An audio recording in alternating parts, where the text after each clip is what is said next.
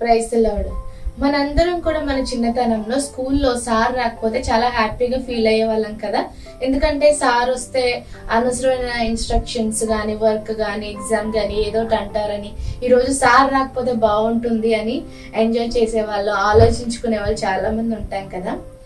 కానీ ఆ ఫ్రీడమ్ మనకు అప్పుడు ఫన్నీగా ఉండొచ్చు, కానీ వాక్యానుసారానికి వస్తే ఆ ఫ్రీడమ్ ఏదైతే ఉందో, ఆజ్ఞను వినకూడదు అనే ఫ్రీడమ్ ఏదైతే ఉందో అది దేవునికి నచ్చే విధానం కాదు. సామెతల గ్రంథంలో 18వ అధ్యాయంలో నుండి ఒక మాట చదువుతాను, ఒకసారి వినండి.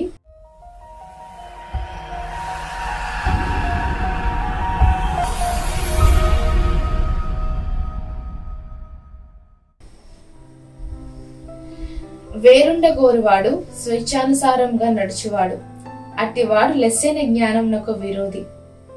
బుద్ధిహీనుడు వివేచన యందు సంతోషింపక తన అభిప్రాయములను బయలుపరచుట యందు సంతోషించును. ప్రార్థన చేసుకుందాం.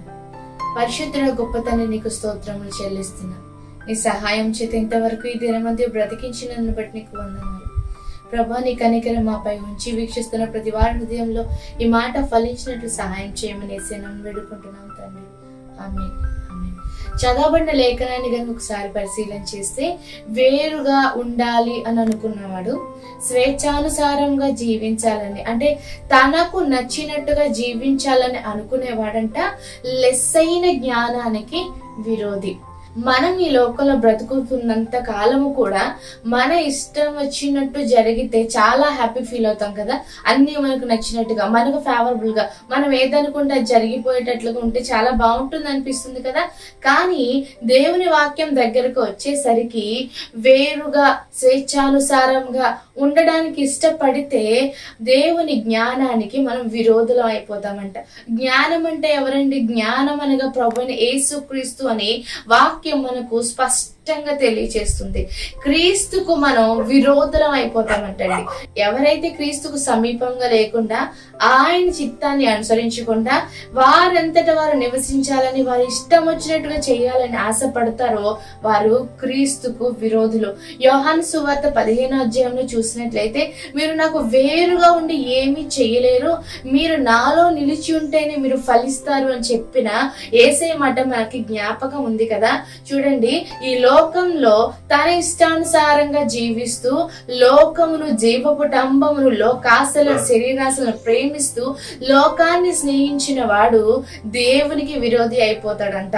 దేవుని వాక్యం ఇంత స్పష్టంగా మనకి తెలియపరచు ఉండగా, అతడు బుద్ధిహీనుడైనప్పుడు అతడు దేవుని మాటలందు లక్ష్యం ఉంచాడు, వాక్యం నందు లక్ష్యం ఉంచాడు, తన సొంత అభిప్రాయాలనే బయలుపరచాలనుకుంటాడు. కానీ దేవుడు తన ఉద్దేశంను తన జీవితంలో నెరవేర్చడానికి అతను ఎంత మాత్రం కూడా ఒప్పుకోడు. దేవుని చిత్తానికి తను అప్పగించుకోడండి.